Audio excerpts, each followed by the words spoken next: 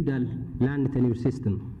We can divide the tenure system into three major portions.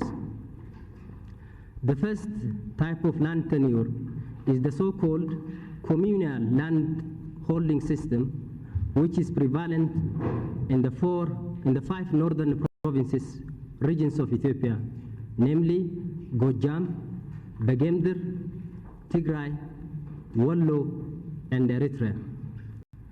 The second type of land tenure is the so-called private land holding system, and this prevails in the 8 southern, southwestern, and eastern regions of the country.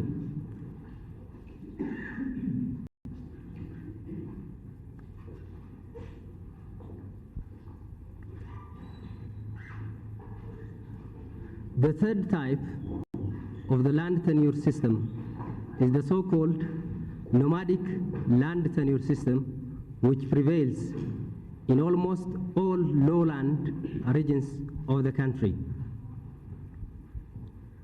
The problems in each of these land tenure systems varied. In the northern communal land holding system, the dominant problem is land fragmentation as a result of residual rights of any claimant who can trace his origin to this area. Fragmentation is the major problem of the communal land holding system.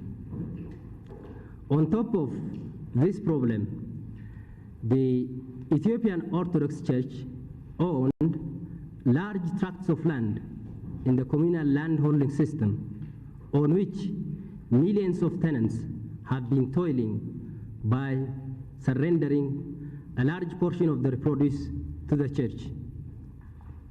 In the southern part, where the private land holding system prevailed, all the evils related to private land holding system existed in the southern parts of the country where private land holding system prevails. That means one can fairly say that the entire population, the entire peasantry of the southern regions are sharecroppers. They are forced by a legislation to surrender as high as 75% of their produce to their respective possession without any notice whatsoever. Any improvements that have been made by tenants on their piece of land can be taken outright by the landlords without any compensation. Have been converted into government lands. The nomadic people have been driven out from their ancestral lands, and the nomadic lands used to be given. The provisional military government pays a great attention to the question of the peasant and to the question of agricultural development. The correct solution of the peasantry and the correct solution of agriculture, what the March for Declaration nationalizing all rural lands aimed to achieve was to abolish feudal land holding system in all parts of the country, to free itself from oppression and exploitation, and to build a society where equality and justice reign. The March for Declaration nationalizing all rural lands gave a new hope and a sense of dignity to the broad mass of rural population, and in a remarkably short period of time, the Ethiopian peasantry has been able to establish over 21,000 local peasant associations with a total membership of about 5 million peasant households. The creation of peasant associations has changed the picture of rural Ethiopia. Each peasant association, as a small organization of the masses, are indispensable. Development through cooperation campaigners and other progressive groups have labored to this effect. As a result, the force of the Ethiopian masses has now become almost invincible. As outlined in our National Democratic Revolution program, it is the historic mission of the peasantry to ally itself with the working class in order to ensure the victories of the revolution. To this effect, mass politicization program is underway. Ladies and gentlemen, to concretely state some of the gains achieved, one, in the economic field. A, the feudalistic land tenure has been completely abolished. Nowhere in Ethiopia can one see landlord-tenant relationship with all its evil faces of collecting rents, of forcing the peasant to render feudal services. In short, the Ethiopian peasant has been able to realize the fruit of his labor for the sole benefit of his family and himself.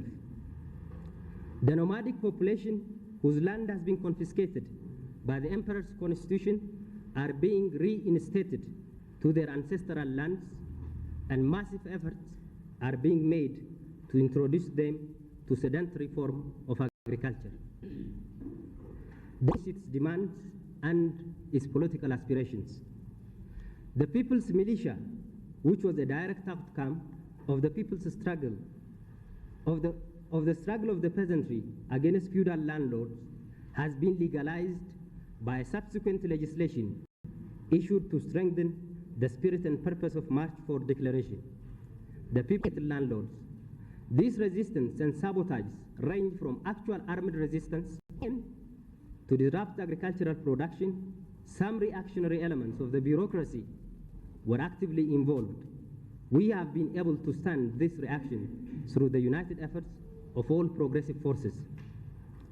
In terms of the achievement of the revolution, we can fairly say that a firm foundation has been laid down: political, economical, legal, institutional, all necessary for transforming the rural sector. What awaits us ahead is a period of mass construction. During this period, massive efforts will be made to further strengthen the peasant association and to form cooperative societies. The Ethiopian labor force will be mobilized to the extent possible to increase productivity of lands already under cultivation and to open new areas of settlement. The state farms, as a higher mode of production, will be given serious consideration to create job opportunities and to obtain surplus food and cash crops. Efforts will be made to base our agriculture on the principle of self-reliance. And finally, development program shall be made to address itself to the needs of the masses and will be carried on through mass participation.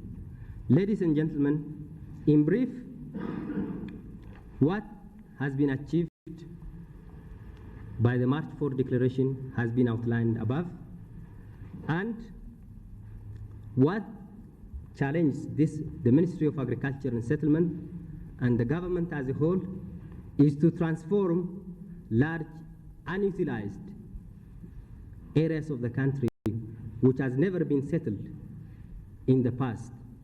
Through this, we feel we can stand the problem of unemployment in the urban areas, and also by and large do a marketing activity, that is, they buy fertilizers from our department, from our agents. At an early stage are the producer cooperatives. These are cooperatives where farmers pool their land together and they pool their resources together, and this is at a very early stage, but over the last 1 year we have really got of our ministry will be will give a top priority to fully employ the unemployed people, to give work for the people. So this is the main framework. The detailed activities.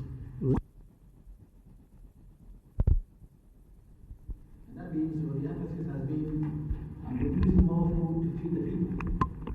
May I know from the minister to what extent the provisional military government here, what effort it is making to feed the people by way of more food and providing infrastructural facilities for the people. And whether or not, after having fed the people adequately, there is enough food to export to earn more foreign exchange. And particularly the problem of agriculture was the land reform issue. After the March 4 declaration, the government feels that proper institutional framework for the drastic transformation of the Ethiopian agriculture has been laid down for many years.